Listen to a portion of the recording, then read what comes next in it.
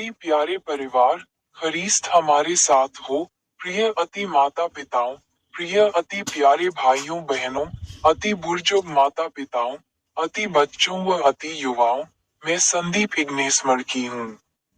आज दिसंबर महीने का 28वें दिन है। परिवार पर्व के लिए प्रार्थना है। स्वर्गीय पिता परमेश्वर, हम तेरे चरणों में कृतज्ञता के साथ आते हैं, क्योंकि तूने हमें परिवार का अनमोल उपहार दिया। तू ही परिवारों का रचयिता है और प्रेम, विश्वास व एकता का स्रोत है। हे प्रभु यीशु, जैसे तू नासरत के पवित्र परिवार में मरियम और यूसुफ के साथ रहा, वैसे ही हमारे घरों में भी वास कर।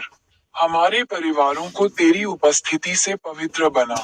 प्रथम बाइबल पद पर बोले, स्तोत्र पाठ अध्याय 18 पद संख्या 35 व 36 में बोले, तूने मुझे अपने उद्धार की ढाल दी है और तेरी दाहिनी भुजा ने मुझे संभाला है।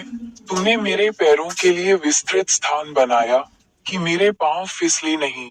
अर्थ, परमेश्वर अपने बच्चों की रक्षा करता है और कठिन मार्गों में भी स्थिरता देता है।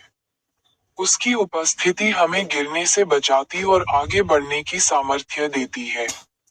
अनुवाक्य, हे प्रभु, तू मेरी ढाल और सहारा है। निवेदन, हे प्रभु, हमारे पथ को सुरक्षित कर। प्रार्थना, हे प्रभु, तू ही मेरी रक्षा और शक्ति है। मेरे कदमों को स्थिर रख और मुझे अपने मार्ग पर आगे बढ़ा। आमेन। द्वितीय बाइबल पद पर बोले, इब्रानियों का नाम 2 पद संख्या 18 में बोले, क्योंकि उसने स्वयं दुख उठाकर परीक्षा में पढ़कर उनकी सहायता करने में समर्थ है जो परीक्षा में पढ़ते हैं।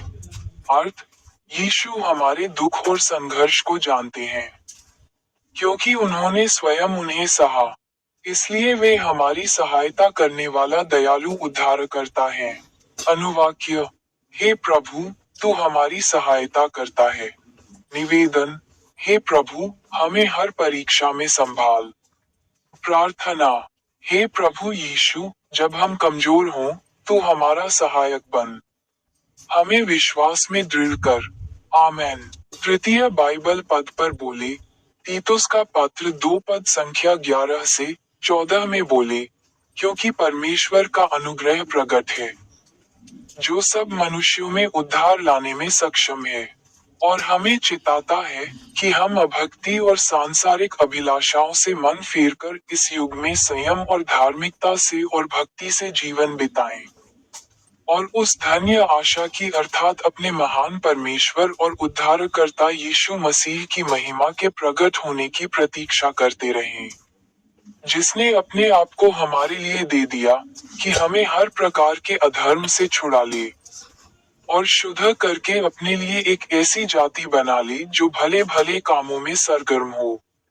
अर्थ, उद्धार केवल पापों की क्षमा नहीं, बल्कि नया जीवन जीने का बुलावा है।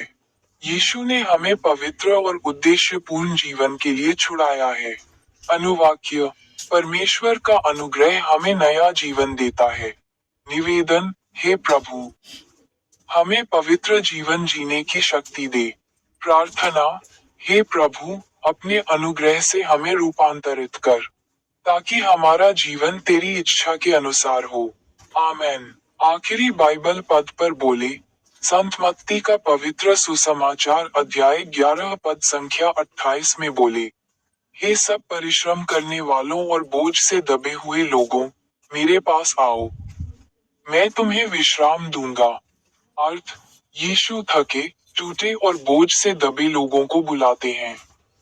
उनकी संगति में सच्चा विश्राम, चंगाई और शांति मिलती है।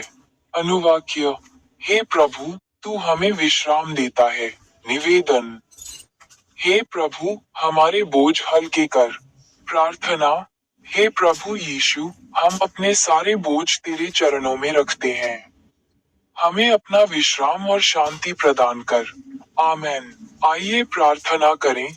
हे माता मरियम, हे संत पिता लियो 14वें, हे महाधर्माध्यक्ष विंसेंट आइंद, हे पूर्व महाधर्माध्यक्ष फेलिक्स टोप्पो, हे महाराजा चार्ल्स तृतीय, आज दिसंबर है। यह वर्ष 2025 का आखिरी महीना है। माता पिता और बच्चों के लिए हे प्रभु, माता पिता को बुद्धि, धैर्य और जिम्मेदारी दे ताकि वे अपने बच्चों का सही मार्गदर्शन कर सकें।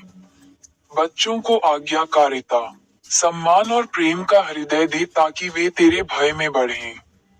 समर्पण की प्रार्थना हे प्रभु, आज हम अपने परिवारों को तेरे पवित्र हृदय को समर्पित करते हैं।